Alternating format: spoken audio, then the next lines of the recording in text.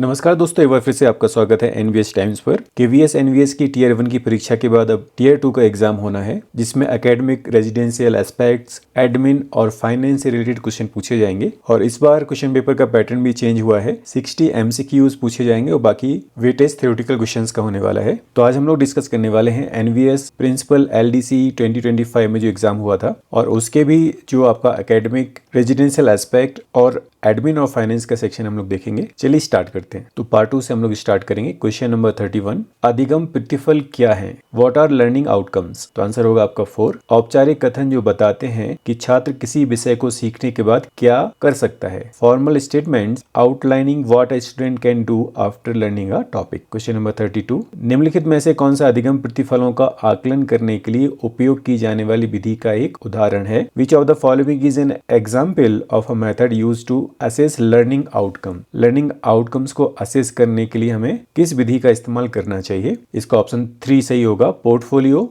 प्रस्तुतियां, समूह परियोजनाएं और बहुविकल्पीय प्रश्नों का संयोजन। A combination of portfolios, presentations, group projects and multiple choice question. इस तरह के क्वेश्चंस में आप कोशिश करिए, अगर आप हिंदी पढ़ सकते हैं तो हिंदी और इंग्लिश दोनों में क्वेश्चंस आप पढ़ेंगे तो बहुत अच्छे तरीके से आप क्वेश्चन को हैंडल कर सकते हैं। क्वेश्चन नंबर 33, स्पष्टता सुनिश्चित करने के लिए अधिगम प्रतिफल कैसे लिखे जाने चाहिए? How should learning outcomes be written to ensure clarity? इसका आंसर होगा 4। स्पष्ट भाषा का उपयोग करना जो छात्रों, अभिभावकों और शिक्षकों द्वारा समझी जा सके। Using unambiguous language that is understandable by students, parents and teachers. Question number 34, ई-प्रैक आर 2.0 प्रणाली की भूमिका क्या है? What is the role of the ई-प्रैक आर 2.0 सिस्टम? तो ई-प्रैक मतलब ई प्रैक्टिकल्स। इसका ऑप्शन 3 सही होगा। प्रैक्टिकल परीक्षकों का प्रबंधन और निगरानी करना तथा प्रैक्टिकल अंकों का डाटा अपलोड करना। To manage and monitor practical examiners and upload practical marks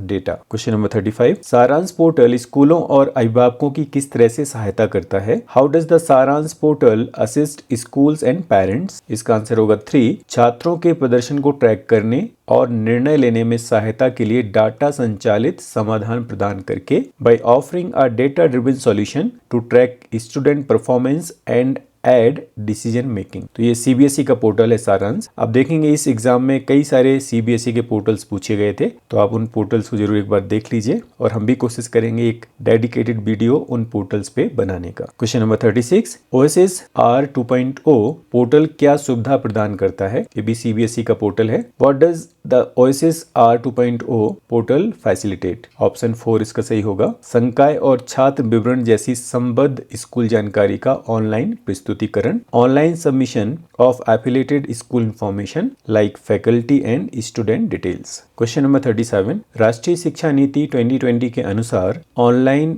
digital शिक्षा का लाभ उठाने का मुख्य लाभ है। According to the national education policy 2020, primary benefit of leveraging online digital education is. इसका आंसर होगा 3। यह सुनिश्चित करना कि महामारी जैसी परिस्थितियों में भी शिक्षा जारी रहे। To ensure that education continues even during circumstances like pandemics. Question number 38, NEP 2020 में ऑनलाइन शिक्षा का समर्थन करने के लिए मौजूदा ई लर्निंग टूल के उदाहरण के रूप में किस प्लेटफॉर्म का उल्लेख किया गया है? Which platform is mentioned in NEP 2020 as an example of existing e-learning tool for supporting online education? इसका आंसर होगा स्वयं। जो स्वयं पोर्टल है वो एनईपी में उसका जिक्र किया गया है ई लर्निंग टूल के तौर पर। क्वेश्चन नंबर 39, ई सीबीएसई पोर्टल और मोबाइल ऐप की निम्नलिखित में से कौन सी विशेषता है? Which of the following is a feature of E CBSE portal and mobile app? इसका आंसर होगा 3। यह इलेक्ट्रॉनिक फ्लिप बुक प्रारूप में 110 सीबीएसई पुस्तकों का संग्रह प्रदान करता है। It offers a collection of 110 CBSE books in electronic flip book format. तो इसमें आप देखेंगे ई सीबीएसई जो पोर्टल है वहां पर फ्लिप बुक मिलती है, मतलब जैसे हम लोग बुक को पढ़ते समय पेज पलटते हैं वैसे ही फ्लिप करके आप बुक्स को पढ़ सकते हैं ऑनलाइन। क्वेश्चन नंबर 40, प्रत्येक विषय में पाठ्यक्रम सामग्री को कम करने का मुख्य लक्ष्य है। The main goal of reducing the curriculum content in each subject is, इसका आंसर होगा 2, आवश्यक सीखने, आलोचनात्मक सोच और समस्या समाधान पर ध्यान केंद्रित करना, to focus on essential learning, critical thinking and problem solving. Question number 41, राष्ट्रीय शिक्षा नीति 2020 के अनुसार 2 से 8 वर्ष की आयु के बच्चों के लिए बहुभाषिकता का क्या महत्व है? What is the importance of multilingualism for children between the ages of 2 and 8 as per NEP 2020? इसका आंसर होगा 3, इसके संज्ञानात्मक लाभ हैं और यह भाषा सीखने को बढ़ाता है। It has cognitive benefits and enhances language learning. Question number 42, NEP 2020 के अनुसार कम से कम कक्षा 5 तक छोटे बच्चों के लिए शिक्षा का पसंदीदा माध्यम है। According to NEP 2020, the preferred medium of instruction for young children until at least grade 5 is, ये है आपकी ऑप्शन 2, क्षेत्रीय भाषा, स्थानीय भाषा या मातृभाषा, रीजनल लैंग्वेज, लोकल लैंग्वेज और mother tongue. Question number 43, Vygotsky के अनुसार संज्ञानात्मक विकास में सांस्कृतिक उपकरण क्या भूमिका निभाते हैं? तो जो भी फेमस साइकोलॉजिस्ट हैं उसमें आप देखेंगे वाइगोत्स्की, एरिक एरिक्सन और जीन पियाजे से रिलेटेड बहुत सारे क्वेश्चन पूछे जाते हैं, तो हम कोशिश करेंगे इनके ऊपर भी डेडिकेटेड वीडियो आपके साथ शेयर करें। According to Vygotsky, what role do cultural tools play in cognitive development? इसका आंसर होगा ऑप्शन 3, वे सोच और समस्या समाधान के लिए रूपरेखा प्रदान करके संज्ञानात्मक क्षमताओं को विकसित करने में मदद करते हैं। They help develop cognitive abilities by providing framework for thinking and problem solving. Question number 44, Vygotsky का मानना था कि भाषा संज्ञानात्मक विकास में महत्वपूर्ण भूमिका निभाती है क्योंकि यह, Vygotsky believed that language plays a critical role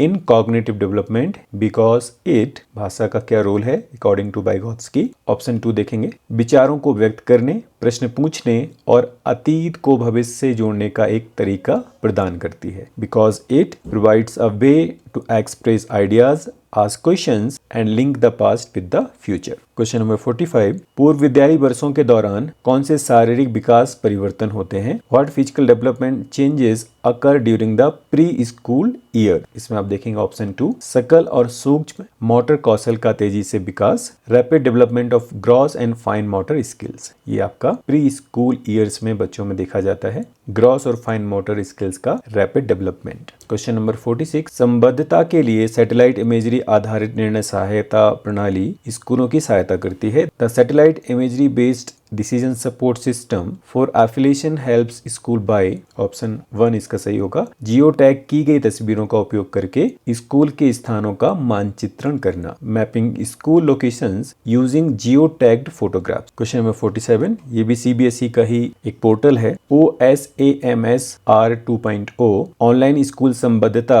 और निगरानी प्रणाली का मुख्य कार्य क्या है? What is the main function of OSAMSR 2.0 online school affiliation and monitoring system? इसका ऑप्शन 1 सही होगा, स्कूल संबद्धता और निगरानी की पूरी प्रक्रिया को स्वचालित करना, to automate the entire process of school affiliation and monitoring. Question number 48, report card में छात्रों के प्रदर्शन के संबंध में प्रधानाचार्यों के लिए क्या महत्वपूर्ण विचार हैं? What is an important consideration for principals regarding the performance of students in report cards? इसका ऑप्शन 4 देखेंगे आप, रिपोर्ट कार्ड में दक्षताओं के संदर्भ में प्रदर्शन का उल्लेख करना, to mention performance in terms of competencies in the report card. Question number 49, 11वीं कक्षा की रिक्त सीटों पर विद्यार्थियों को प्रवेश देने के लिए जवाहर नवोदय विद्यालय के प्राचार्य को निम्नलिखित कार्यवाही करनी पड़ती है। निम्नांकित में से कौन सा कार्यकलाप कार्यवाही प्राचार्य का उत्तरदायित्व नहीं है? आपको बताना है कि जो LEST का एग्जाम होता है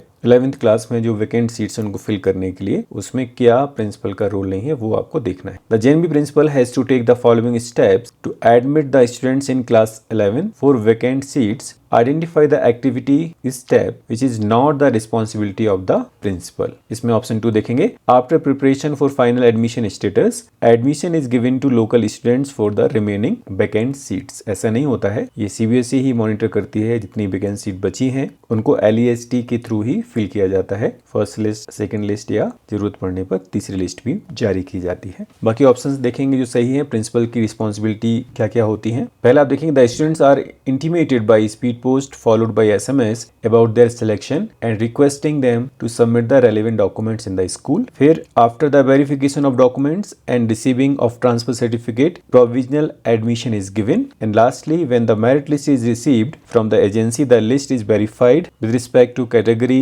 urban, rural, date of birth, etc. ये सारी जिम्मेदारियां प्रिंसिपल की होती हैं, लेकिन बची हुई सीटों को लोकल लेवल पे फिल नहीं किया जा सकता, इसलिए ये इनकरेक्ट हो जाएगा। Option 2 will be right answer. Question number 50, निम्नलिखित में से कौन सा हाइपोथेटिको डिडक्टिव रीजनिंग की एक अवधारणा को सबसे अच्छे तरीके से दर्शाता है? Which of the following best illustrates the concept of hypothetico deductive reasoning? इसका ऑप्शन 3 देखेंगे। एक किशोर कल्पना कर रहा है कि अगर लोगों को सोना ना पड़े तो जीवन कितना अलग होगा। An adolescent imagining how life would be different if people did not have to sleep. Question number 51, gene पियाजे द्वारा वर्णित औपचारिक संक्रियात्मक चिंतन की एक प्रमुख विशेषता क्या है? What is a key characteristic of formal operational thinking as described by Jean पियाजे? तो यहाँ पर पूछा है फॉर्मल ऑपरेशनल थिंकिंग के बारे में। Option 1 will be right answer. निगमनात्मक रूप से तर्क करने और काल्पनिक रूप से सोचने की क्षमता, द एबिलिटी टू रीजन डिडक्टिवली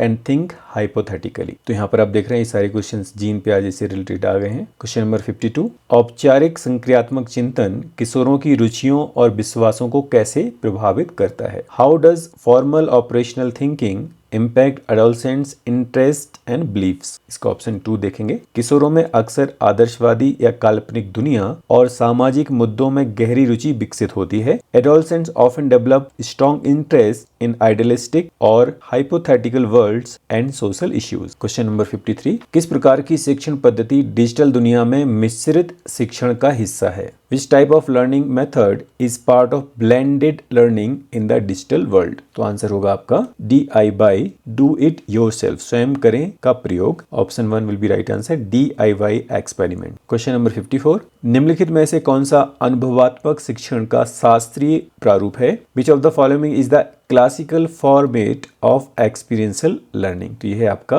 प्राचीन भारत की गुरुकुल प्रणाली, Gurukul system of ancient India. Experiential learning का एक क्लासिकल फॉर्मेट है, मतलब काफी प्राचीन। क्वेश्चन नंबर 55, निम्नलिखित में से कौन सा अनुभवात्मक अधिगम का मुख्य घटक नहीं है? Which of the following is not a key component of experiential learning? Option आप देखेंगे, एक्सपीरियंशियल लर्निंग में लर्निंग थ्रू रिफ्लेक्शन होता है, कोलैबोरेटिव लर्निंग भी होती है, एक्टिविटी बेस्ड लर्निंग भी होती है, लेकिन पैसिव ऑब्जर्वेशन नहीं होता है। निष्क्रिय अवलोकन आपका सही उत्तर होगा। क्वेश्चन नंबर 56, कला एकीकृत शिक्षण का प्राथमिक लक्ष्य क्या है? What is the primary goal of art integrated learning? इसका ऑप्शन 3 सही होगा। सीखने को बढ़ाने के लिए कला को सभी विषयों के साथ एकीकृत करना। Option 3 will be right answer, to integrate art with all subjects to enhance learning. Question number 57, किसी विद्यालय में विद्यार्थियों का प्रवेश अधिकतर निर्भर करता है? The admissions of students in a school largely depends on. Option 2 will be right answer, शैक्षणिक उत्कृष्टता,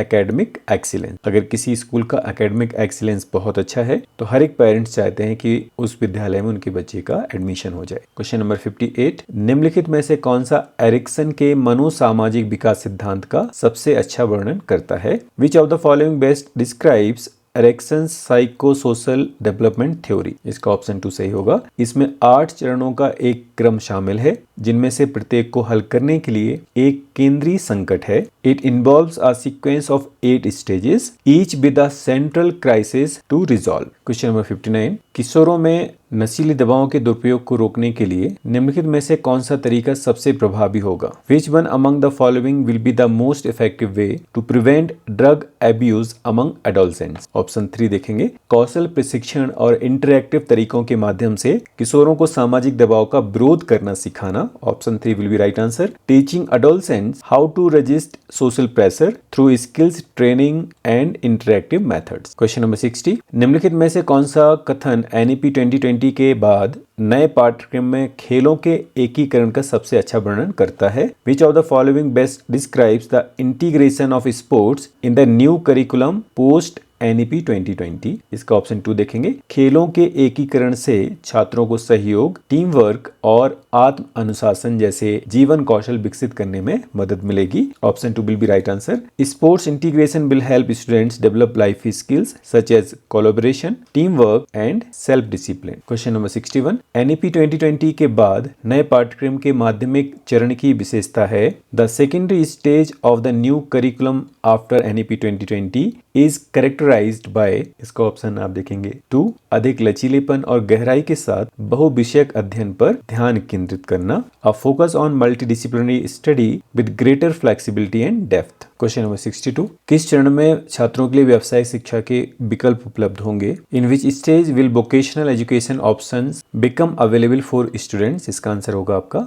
मिडिल स्टेज या मध्य चरण। क्लास 6 से ही वोकेशनल एजुकेशन स्टार्ट हो जाएगी। क्वेश्चन नंबर 63, NEP 2020 में नए पाठ्यक्रम और शिक्षण सुधार का मुख्य उद्देश्य है। The key aim of the new curriculum and pedagogy reform in NEP 2020 is to, option होगा 2, रटने की आदत से दूर हटना और समझ और आलोचनात्मक सोच को प्रोत्साहित करना, move away from rote learning and encourage understanding and critical thinking. Question number 64, NEP 2020 में नए पाठ्यक्रम ढांचे में 5+3+3+4 का डिजाइन का तात्पर्य है। The 5+3+3+4 design in the new curricular structure NEP 2020 refers to, ये जो स्ट्रक्चर है वो क्या है? स्कूली शिक्षा के प्रत्येक चरण में वर्षों की संख्या, the number of years in each stage of school education. Question number 65, NEP 2020 online शिक्षा सामग्री की गुणवत्ता सुनिश्चित करने के लिए क्या प्रस्ताव करती है? How does the NEP 2020 propose to ensure the quality of online education content? इसका ऑप्शन 4 देखेंगे, एजेंसियों द्वारा सामग्री, प्रौद्योगिकी और शिक्षण शास्त्र के लिए मानक निर्धारित करके। Option 4 will be right answer. By having agencies set standards for content, technology and pedagogy. जैसे आप देख रहे हैं दीक्षा, स्वयं और बहुत से ऐसे इनिशिएटिव्स हैं गवर्नमेंट के जो कंटेंट, टेक्नोलॉजी और पेडागोजी के लिए स्टैंडर्ड्स को सेट करते हैं। क्वेश्चन नंबर 66, निम्नलिखित में से कौन सा उदाहरण कला एकीकृत शिक्षा को दर्शाता है? Which of the following examples demonstrates art integrated learning? इसका ऑप्शन 4 सही होगा। नुक्कड़ नाटक, स्ट्रीट प्ले के माध्यम से माइटोसिस की प्रक्रिया का चित्रण करना, depicting the process of mitosis through नुक्कड़ नाटक और स्ट्रीट प्ले। एक साइंस का कॉन्सेप्ट कैसे वो नुक्कड़ नाटक के थ्रू आसानी से समझाया जा सकता है, ये एक एग्जाम्पल है आर्ट इंटीग्रेटेड लर्निंग का। क्वेश्चन नंबर 67, दक्षता आधारित शिक्षा CBE का प्राथमिक उद्देश्य क्या है? What is the primary objective of competency based education CBE? Option 1 देखेंगे, छात्रों को उनके दैनिक जीवन में अर्जित योग्यताओं का अभ्यास करने में सक्षम बनाना, to enable students to practice acquired competencies in their daily life. Question number 68, कला एकीकृत शिक्षण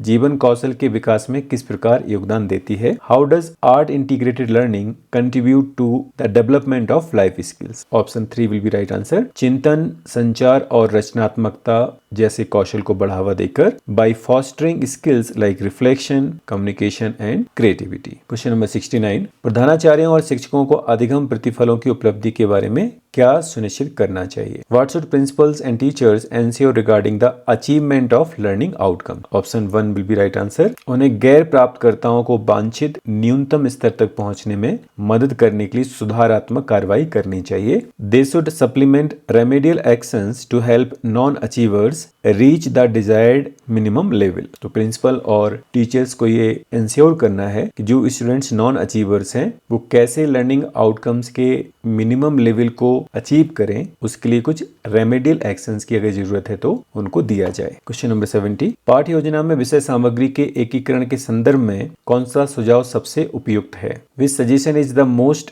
appropriate in context of integration of subject content in lesson planning? Option 4 देखेंगे, पाठों में प्रासंगिक विषय एकीकरण होना चाहिए ताकि कुल कक्षा भार प्रतिदिन 3-4 कक्षाएं हो। Option 4 will be right answer. Lesson should have relevant subject integration so that the total class load is 3-4 classes per day. Question number 71. वार्षिक शिक्षण शास्त्री योजनाओं के विकास में प्रधानाचार्यों और शिक्षकों की प्राथमिक भूमिका क्या है? What is the primary role of principals and teachers in the development of annual pedagogical plan? Option 4 देखेंगे। छात्रों के लिए सार्थक और आनंददायक सीखने के अनुभव सुनिश्चित करना। Option 4 will be right answer to ensure meaningful and joyful learning experiences for student. Question number 72. दक्षता आधारित शिक्षा में निम्नलिखित में से कौन सा एक प्रमुख शैक्षणिक दृष्टिकोण है? Which of the following is a key pedagogical approach in competency based education? Option 1 देखेंगे। व्यक्ति केंद्रित, बाल केंद्रित एंड समावेशी शिक्षण पद्धतियां। Option 1 will be right answer. Individual focused, child centric and inclusive pedagogies. तो इस तरह की अप्रोच की हमें रिक्वायरमेंट है कॉम्पिटेंसी बेस्ड एजुकेशन में। Question number 73। दक्षता आधारित शिक्षा की मूल्यांकन प्रक्रिया में रूब्रिक्स की क्या भूमिका है? What role do rubrics play in the assessment process of competency based education? Option 1 will be right answer. वे विशिष्ट पूर्व निर्धारित मानदंडों के आधार पर छात्रों की प्रगति को मापने में मदद करते हैं। They help measure students progress based on specific pre defined criteria. तो रूब्रिक्स क्या होते हैं? बेसिकली स्पेसिफिक और प्री डिफाइंड क्राइटेरिया होते हैं, विशिष्ट और पूर्व निर्धारित मानदंड जिसके बेस पर हम स्टूडेंट की प्रोग्रेस को असेस कर सकते हैं। Question number 74।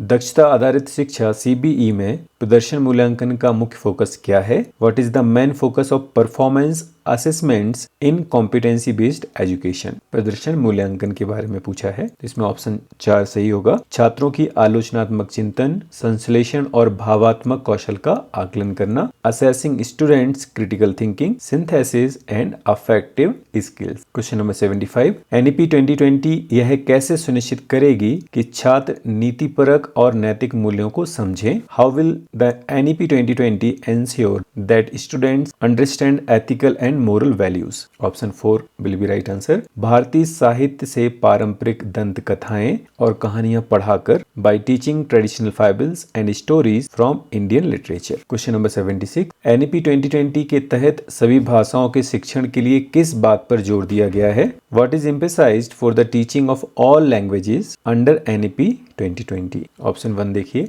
अभिनव अनुभवात्मक शिक्षण विधियां, गेमिफिकेशन और सांस्कृतिक पहलू शामिल हैं। Option 1। Innovative experiential learning methods including gamification and cultural aspect. इस तरीके से हमें लैंग्वेजेस को सिखाना है बच्चों। Question number 77। NEP 2020 के अनुसार निम्नलिखित में से कौन सा कौशल छात्रों के विकास के लिए आवश्यक कौशल के रूप में स्पष्ट रूप से उल्लेखित नहीं है? According to NEP 2020, which of the following is not explicitly mentioned as a necessary skill for student to develop? कौन सी स्किल्स को डेवलप करना जरूरी नहीं है? ऑप्शन 2 आप देखेंगे। स्थानीय व्यवसायों का ज्ञान। Option 2 will be right answer. Knowledge of local businesses, ये जरूरी नहीं है। बाकी ethical and moral reasoning, digital literacy and coding, creativity and innovativeness, ये सारी स्किल्स को सीखना है। Question number 78। CBSE के एकेडमिक रिपोजिटरी को विदेश मंत्रालय के ई-सनद पोर्टल के साथ एकीकृत करने का मुख्य लाभ है। The main benefit of integrating CBSE's academic repository with the e-Sanad portal of MEA ministry of external affair. तो CBSE का जो पोर्टल है जिसको हम परिणाम मंजूसा कहते हैं, उसको विदेश मंत्रालय के ई-सनद पोर्टल के साथ कनेक्ट किया गया है। उसके पीछे का मोटिव क्या है? ऑप्शन 2 देखेंगे। उच्च शिक्षा या रोजगार के लिए विदेश जाने वाले छात्रों के एकेडमिक रिकॉर्ड को प्रमाणित करना। Option 2 will be right answer. To authenticate academic records for students going abroad for higher studies और एम्प्लॉयमेंट। क्वेश्चन नंबर 79, ये भी CBSE से संबंधित क्वेश्चन है। ऑनलाइन परीक्षा केंद्र प्रबंधन प्रणाली OECMS का प्राथमिक उद्देश्य क्या है? What is the primary purpose of the online exam centre management system OECMS? इसका ऑप्शन 1 देखेंगे। परीक्षा केंद्रों, निरीक्षकों और अनुपस्थित छात्रों के डेटा के बारे में वास्तविक समय की जानकारी का प्रबंधन करना।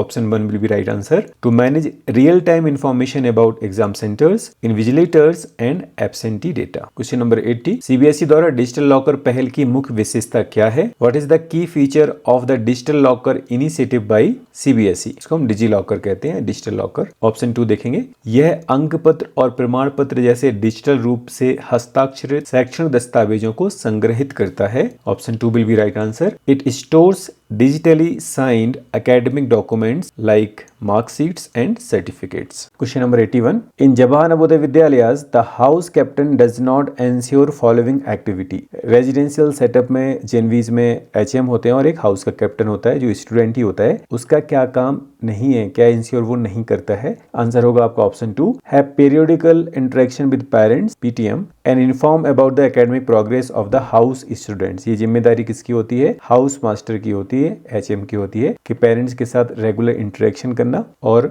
एकेडमिक प्रोग्रेस को बताना उस हाउस के बच्चों की। बाकी एक्टिविटीज में हाउस कैप्टन का इन्वॉल्वमेंट होता है, जैसे supervise self study in the house during night hours, report absent and sick children to the house master, और conduct roll call of the house during morning assembly and evening games and report the house master HM. Question number 82. In JNVs the house colours allotted in the following manner for Shivalik, Aravali, Udaygiri and Nilgiri are as follows. ये houses के नाम होते हैं। शिवालिक का होता है red colour, Aravalli का होता है ब्लू कलर, उदयगिरी का है येलो और नीलगिरी का है ग्रीन। तो इस तरह से आप देखेंगे option 3 will be right answer, red, blue, yellow and green. Question number 83. In JNVs mess the quality of food is tested and certified by the following employ before serving to the students. Answer होगा आपका staff nurse, option 4। ये इनकी जिम्मेदारी होती है खाना सर्व करने से पहले फूड क्वालिटी को चेक करना। Question number 84. As per the protection of children from sexual offences amendment act 2019 under section 14 whoever uses child for pornographic purpose shall be punished with. POCSO act के सेक्शन 14 में pornography में child use का provision किया गया है। अगर ऐसा कोई करता है तो पनिशमेंट की भी प्रोविजन किए गए हैं। Option 2 will be right answer, imprisonment of a term which shall not be less than 5 years and also liable to fine। कम से कम 5 साल की सजा और fine. Question number 85. In JNVs mess committee meeting is conducted once in every, answer होगा month. हर महीने मैस कमेटी की मीटिंग होती है। Question number 86. The preventive maintenance under maintenance and repairs at JNV level is. Maintenance के भी different types होते हैं जो M&R डिपार्टमेंट में आता है। जो प्रिवेंटिव मेंटेनेंस है वो होता है, option 4 will be right answer, cleaning of water storage tank, चाहे वो ओवरहेड टैंक है या फिर आपके क्वार्टर्स के ऊपर जो वाटर स्टोरेज टैंक्स है उनकी सफाई प्रिवेंटिव मेंटेनेंस के अंदर आती है। Question number 87. The 14 point programme for monitoring safety and security of children does not include. JNVs में एक 14 पॉइंट प्रोग्राम है बच्चों की सेफ्टी और सिक्योरिटी के लिए, बताना है उसमें क्या शामिल नहीं है। आंसर होगा option 4, providing nutritious food in the mess. बाकी 3 पॉइंट्स 14 पॉइंट प्रोग्राम में आते हैं, repairing of boundary wall, monthly fumigation in campus, locking of dormitories during day time. Question number 88. In CBRI designed JNB buildings, the frequency of application of exterior emulsion painting shall be once in। जो CBRI design के JNB buildings हैं उनमें exterior emulsion जो paint होता है वो frequency बताना है कितने साल के बाद हमें पेंट कराना चाहिए। आंसर होगा आपका after each 5 years। Option 2 will be right answer. Question number 89. The number of seats reserved for girls for admission in class 6 in JNV are. तो गर्ल्स के लिए 1/3 सीट्स रिजर्व रहती हैं और नंबर होगा आपका 27। Option 3 will be right answer. Question number 90. The eligibility of students for admission in class 9 lateral entry in Jawahar Navodaya Vidyalayas as on 1 May is. 1 May को बच्चे की एज कितनी होनी चाहिए? Option 3 will be the answer, between ages 13 to 15 years। 13 से 15 साल के बीच में बच्चे की उम्र होनी चाहिए। क्वेश्चन नंबर 91 से 150 तक के जो क्वेश्चन है वो आपके एडमिनिस्ट्रेशन एंड फाइनेंस से रिलेटेड है। क्वेश्चन देखेंगे, the power to sanction withdrawals with और without relaxation of CPF rules in respect of all officers of Navodaya Vidyalaya Samiti lies with the. Answer होगा आपका option 3, commissioner NBS। CPF rules को relax करने का जो राइट है वो कमिश्नर के पास होता है। कोई भी विड्रॉल होता है विद रिलैक्सेशन और विदाउट रिलैक्सेशन, उसमें आयुक्त NBS को सारे राइट्स मिले हैं कि वो विड्रॉल को सैंक्शन दें या नहीं। Question number 92. As per the constitution of India the law declared by whom is the law of the land within the territory of India. तो आपको मालूम है जुडिशियल सिस्टम में जो हाईएस्ट अथॉरिटी है वो है option 2, supreme court of India. Question number 93. The Indian legal system is based on which of the following system. जो भारतीय कानून व्यवस्था है उसका बेस क्या है? आंसर होगा option 4, English common law system. Question number 94. As per new pension scheme individuals can normally exit at or after what age for tier 1 of the pension system? Option 3 will be the right answer, 60 years. 60 साल के बाद NPS में tier 1 से exit हो सकते हैं. Question number 95. As per instructions contained in chapter 7 of the GFR 2017, an item may be declared surplus or obsolete or unserviceable if the same is of no use to the ministry or department. The assessment of those items can be checked, verified by a condemnation committee. A report of stores earmarked for disposal is prepared in one of the following forms prescribed in the general financial rules. Identify the form from the following list. देखिए, जो सामान surplus होते हैं, obsolete बिना काम के होते हैं या फिर अनसर्विसेबल होते हैं और मिनिस्ट्री और डिपार्टमेंट के लिए वो किसी यूज के नहीं होते हैं, ऑफ नो यूज, तो ऐसे में एक कंडेमनेशन कमेटी बनती है और उसके लिए एक फॉर्म फिल करना पड़ता है. इसका फॉर्मेट जनरल फाइनेंशियल रूल्स में मिलता है और वो फॉर्म होता है आपका form GFR 10. Option 1 will be right answer. Form GFR 10 में कंडेमनेशन कमेटी एक रिपोर्ट बनाती है सरप्लस, ऑब्सोलीट और अनसर्विसेबल आइटम्स की. Question number 96. While deliberating on various aspects of procurement of goods, an emphasis has been laid on transparency, competition, fairness and elimination of arbitrariness in the procurement process in a specific rule of the General Financial Rules 2017. तो जब भी procurement of goods होता है तो वहां पर हमें transparency, competition, fairness, इन सब का ख्याल रखना पड़ता है और इसको मेंशन किया गया है GFR के रूल 173 में. ऑप्शन 3 में देखेंगे, rule 173 of the general financial rule 2017 will be right answer. Question number 97. With regard to Rule 13 of CCS Conduct Rules 1964, any gift or presentation received by a member of an Indian delegation which has to reported by the member concerned to Secretary to the Government of India who is sponsoring the delegation in terms of Section 13 of Foreign Contribution, Acceptance or Retention of Gifts or Presentations Rule 2012 has to furnish the information within a specified time limit. जब भी Indian delegation foreign जाता है तो वहाँ पर कोई presents या gifts किसी डेलीगेशन के मेंबर को मिलता है, वो सारी इंफॉर्मेशन को डिस्क्लोज करना होता है within 30 days. Option 4 will be right answer. Question number 98. What are the general conditions in CCS conduct rules 1964 on which government servants may be permitted to practise medicine while they continue in their official assignment? Identify the redundant statement from the below. CCS conduct rule में doctors के लिए private practice की कुछ conditions दी गई हैं, उनमें से बता रहे हैं कौन सा रिडंडेंट है, मतलब कौन सा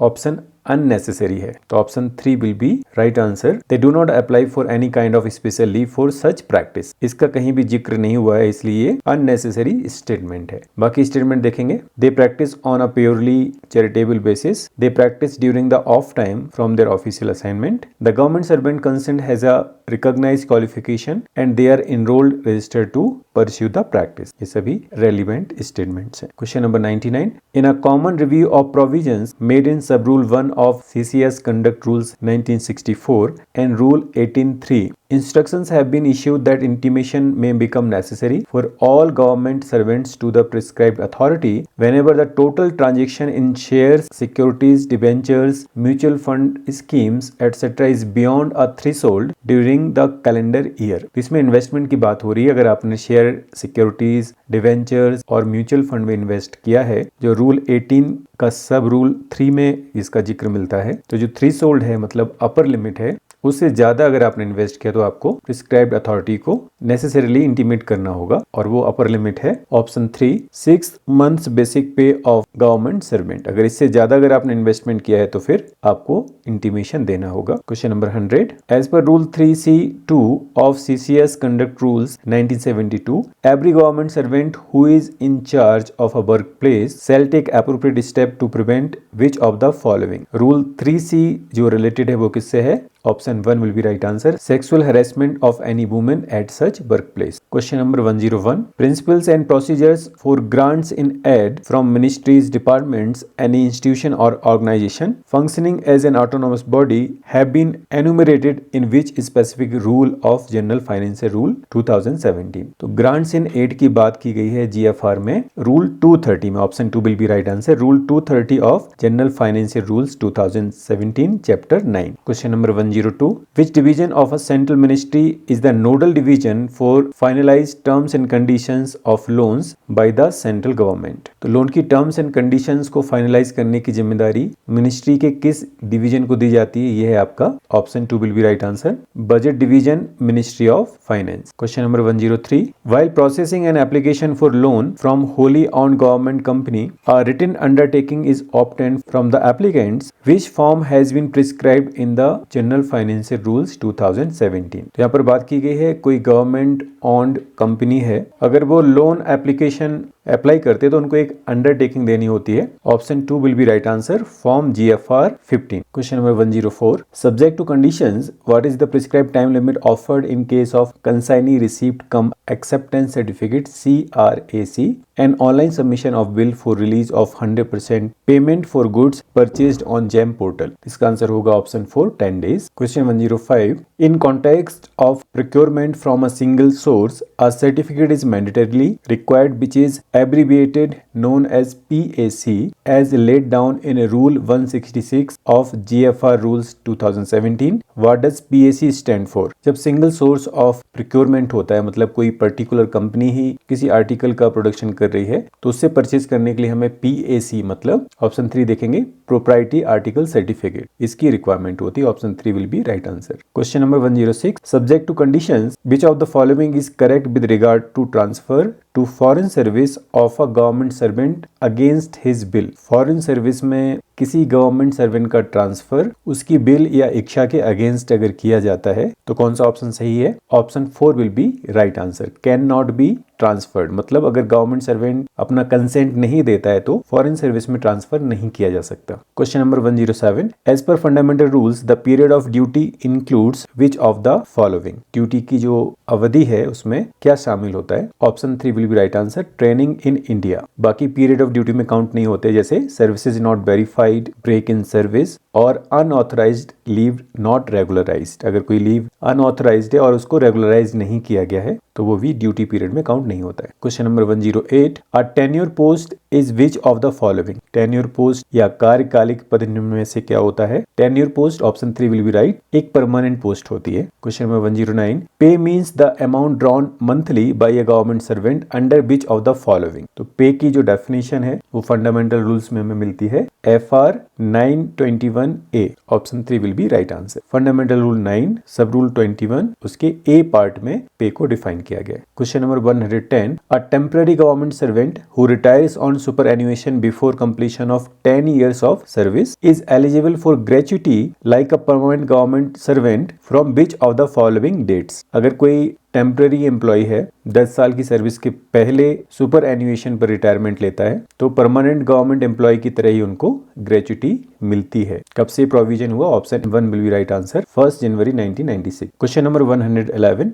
as per the POCSO act 2012 within how many days the local complaints committee will forward the complaint to the police for registering the case where a prima facie case exist? जहां प्रथम दृष्टया मामला विद्यमान होता है तो local complaints committee complaint को police को फॉरवर्ड करती है केस फाइल करने के लिए, और ये टाइम पीरियड होता है। Option 3 will be right answer, with in 7 days। Question number 112, central record keeping and accounting infrastructure and several pension fund managers offer how many categories of schemes for investing and the contributions in pension funds? Answer होगा option 1, 3 categories. CRA और जो आपके different pension fund managers हैं वो आपको 3 categories यहाँ पर provide करते हैं। इसमें लिक्विड फंड्स होते हैं, दूसरी कैटेगरी में फिक्स्ड इनकम, और थर्ड जो कैटेगरी होती है इक्विटी। तो ये 3 तरह की जो स्कीम्स है वो आपको अवेलेबल होती हैं इन्वेस्टमेंट के लिए। Question number 113, which of the following is not a desirable quality of a leader? एक लीडर, एक नेता का कौन सा वांछित गुण नहीं है? Option 4 will B correct, coercive action या प्रपीड़क कृत्य, मतलब किसी को दबाव में रखना और जबरदस्ती उसकी इच्छा के विरुद्ध काम लेना, ये कतई एक नेता का गुण नहीं हो सकता। Question 114, which of the following statements about compassionate appointments in NVS is not correct. सही आंसर होगा option 2, compassionate appointments are not subject to any of the qualification requirements. ये गलत है क्योंकि कंपैशनेट अपॉइंटमेंट्स में भी मिनिमम क्वालिफिकेशंस की requirement होती है। जो ग्रुप सी में पोस्ट होती है उसमें 5% रिजर्वेशन होता है कंपैशनेट अपॉइंटमेंट्स के लिए। बाकी ऑप्शंस करेक्ट है, जैसे appointments is offered on availability of vacancy as per the turn of the applicant based on the date of death of deceased employ. Then subject to conditions the first claim of appointment is that of the spouse of the deceased. पहला claim है वो spouse का होता है। और the family must be in a state of penury and without any other means of livelihood. तो अत्यंत गरीबी और निर्धनता की कंडीशन होनी चाहिए और कोई आय का जरिया ना हो। इन सब चीजों को भी ध्यान में रखा जाता है जब कंपैशनेट अपॉइंटमेंट्स दिए जाते हैं। Question number 115, which of the following is not a typical attribute of a charismatic leader. एक करिश्माई नेता का गुण क्या नहीं होता है? Option 3 will be right answer. Promotion of self, मतलब सेल्फ सेंटर्ड। बाकी ऑप्शन ठीक है। Are easily approachable, build strong relationships, inspire people to achieve goals. ये सभी गुण एक करिश्माई नेता के होते हैं, तो ऑप्शन 3 सही होगा। प्रमोशन ऑफ सेल्फ जो करिश्माई नेता का गुण नहीं होता है। Question number 116, the finance act each year is passed by. तो option 2 will be right answer, parliament. वित्त विधेयक या फाइनेंस एक्ट पार्लियामेंट पास करता है। Question number 117, subject to conditions which of the following sets of options is correct as per CSMA rules. Treatment by private oculist on the recommendation of AMA, ये गलत है। Expenditure incurred on treatment of sterility, ये सही है। Expenditure incurred on medical termination of pregnancy, ये भी सही है। मतलब इन दोनों का रिम्बर्समेंट होता है, प्रोविजन है CSMA रूल्स में, लेकिन किसी प्राइवेट ऑक्यूलिस्ट निजी नेत्र चिकित्सक से ट्रीटमेंट लेना ये प्रोविजन CSMA रूल्स में नहीं है। तो option 2 will be right answer. Only 2 and 3 statements are correct. Question number 118, the aggregate tax calculated on estimated income is divided by which factor and is required to be deducted from monthly salary as per section 192 of income tax act 1961। तो जो भी aggregate tax calculate होता है इसको divide किया जाता है 12 से। Option 3 will be right answer. Dividing factor क्या है? 12। Question number 119, in the case of salaries payment of tax is affected by deduction of tax as per which section of the income tax act 1961। जब deduction of tax की बात होती है तो section होता है आपका 192। Option 4 will be right answer. Question 120, a government servant on transfer can claim travelling allowance for maximum how many children. Option 1 will be right answer, 2 children. 2 बच्चों के लिए ही TA अलाउंस ले सकते हैं। Question number 121, what is the maximum limit on interest on deposits in respect of senior citizens as per section 80 TTV of the income tax act 1961। सही answer option 2, 50,000। Question number 122, as per section 115 BAC tax on income of individuals and Hindu undivided families for income between 12 lakh to 15 lakh for the financial year 23-24, assessment year 24-25 would be taxed at the rate of। तो assessment year 24-25 के लिए 12 लाख से 15 लाख के बीच में जो salary है उसके ऊपर टैक्स था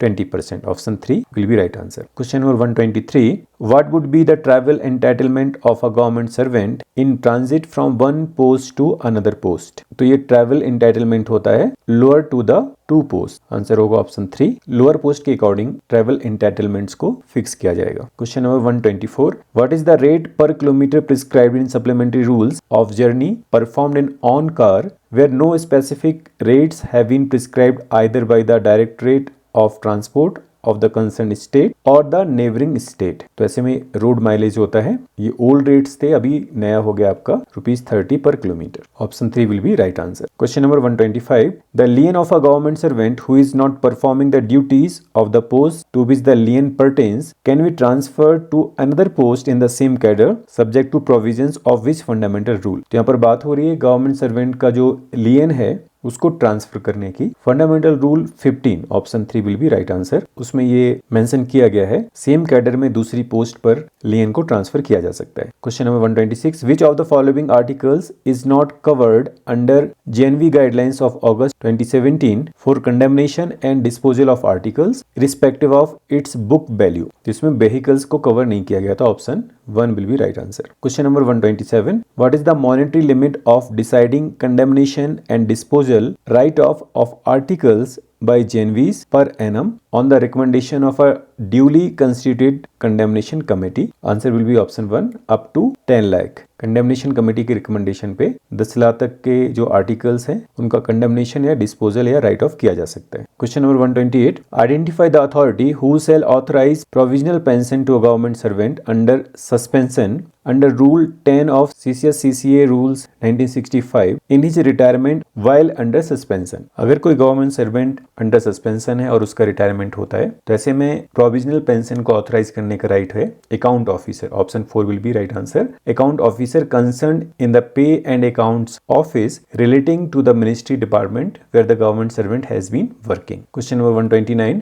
the procedure outline for the inquiry for a major penalty rule 14 of CCA Rules 1965 involves creation of many oral and written presentations by presenting officer, charged officer, defense assistant, statements, observations by witnesses. However, at the conclusion, a report to award a penalty or acquittal is prepared. What is this document known as? तो final जो report बनती है उसको कहते हैं inquiry report. Option 4 will be right answer. Question number 130, which of the following offices oversees the external aid receipts in the central budget? Central budget में external aid receipts जो विदेशी सहायता प्राप्तियां हैं उनकी निगरानी कौन करता है? इसका आंसर होगा option 4, controller of aid accounts and audit. Question number 131, indicate the correct option about the transaction charges for the financial intermediaries while facilitating direct benefit transfer to the beneficiaries under PFMS। तो जो DVT में transaction charges है उसको कौन beer करेगा? सही answer होगा option 1, transaction charges shall be paid by the ministry of finance. जो भी ट्रांजैक्शन चार्जेस है वो मिनिस्ट्री ऑफ फाइनेंस पे करेगी। Question number 132, the goods supplied under the contracts awarded through government e-marketplace GEM in accordance with the contract specifications and quality shall be brand new and have standard guarantee warranty. What is the period of such guarantee warranty from the following option? Answer होगा option 3, 1 year period from the date of final acceptance by the consignee। 1 साल की guarantee या warranty आपको उस पर मिलेगी final acceptance के बाद। Question number 133, subject to conditions the family of an adopted child under the provisions of Central Services Medical Attendance Rules will not include which of the following? तो जो भी adopted child उसकी family में कौन कौन होगा? divorced daughter, son aged 40 years suffering from permanent physical disability और adopted parents। लेकिन real parents उसके family members नहीं होंगे। तो सही आंसर होगा आपका option 2। Question number 134, after which of the following periods replacement of hearing aid shall be permitted under CSMA rules? जो hearing aid होते हैं they can be replaced after 5 years। सही ऑप्शन है आपका ऑप्शन 4, लेकिन इसमें भी डॉक्टर की रिकमेंडेशन लगती है, उसके बाद ही आप रिप्लेसमेंट कर सकते हैं। Question number 135, on which of the following dates was clarification statement 2025 on provision of transfer policy issued by NBS? देखिए इस तरह के क्वेश्चन भी पूछे जाते हैं। तो ये डेट है आपकी option 4, 4 December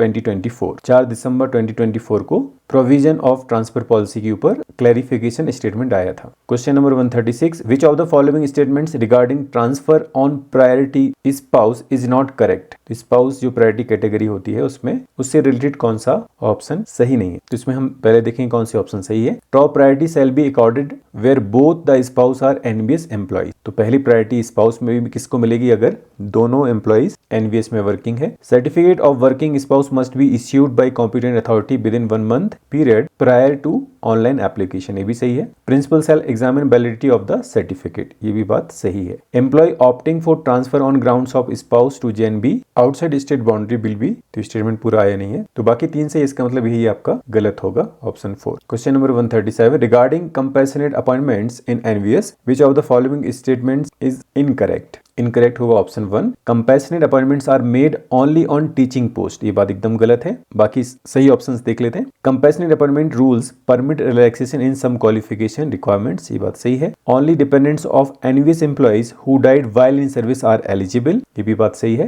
compassionate appointments are limited to a maximum 5% of vacancies falling under recruitment quota of any group C post, ये भी बात सही है। Question number 138, earn leave up to a maximum of how much period at a time can be in case for availing leave travel concession? तो maximum EL आप ले सकते हैं 10 days, ऑप्शन 4 सही आंसर होगा। Question number 139, a government servant whose family is living away from his headquarters can avail LTC to hometown how many times in a block of 2 years? तो answer होगा आपका 2 times, option 4. Question number 140. The competent authority for RTI Act 2005 in respect of Supreme Court of India is, answer होगा option 4, chief justice of India, CJI. Question 141. Which of the information cannot be denied to an RTI application? कौन सी information को deny नहीं किया जा सकता है? तो option 3 सही होगा, the information that can not be denied to parliament. जो इंफॉर्मेशन पार्लियामेंट को डिनाई नहीं की जा सकती है उसको देने से किसी भी आम नागरिक को भी मना नहीं किया जा सकता. बाकी cabinet papers, the information received in confidence from foreign government, the disclosure of which would cause a breach of the privileges of legislature, इनको डिनाई किया जा सकता है. Question number 142. Any ventured by a government servant to act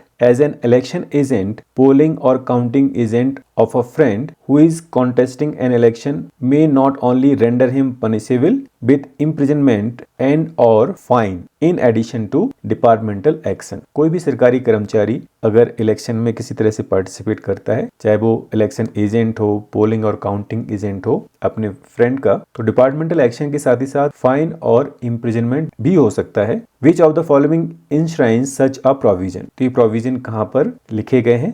option 4 will be right answer. Representation of People Act 1951. Question number 143. Indicate the minimum imprisonment for using child for pornographic purpose under POCSO Act 2012. ये question repeat हुआ है. Answer है आपका option 1, 5 years. Question number 144. EDGE, EDGE stands for which of the following? Answer होगा आपका option 1, Enhanced Data Rates for GSM Evolution. Question number 145. Which of the following dental treatment received at government hospitals recognized under Civil Services Medical Attendance Rules can not B reimburse? तो इसमें dental treatment के आप सारे options देख रहे हैं. इसमें extraction, filling of teeth और स्केलिंग, इनका रिम्बर्समेंट होता है, लेकिन जटिंग टीथ करेक्शन का रिम्बर्समेंट नहीं होता है. Question number 146. Up to what age can a male child of a government servant receive medical attendance and treatment in a recognised women's hospital? तो ये एज है आपकी 6 ईयर. अगर बच्चा लड़का 6 ईयर्स का है, अप टू 6 ईयर्स वो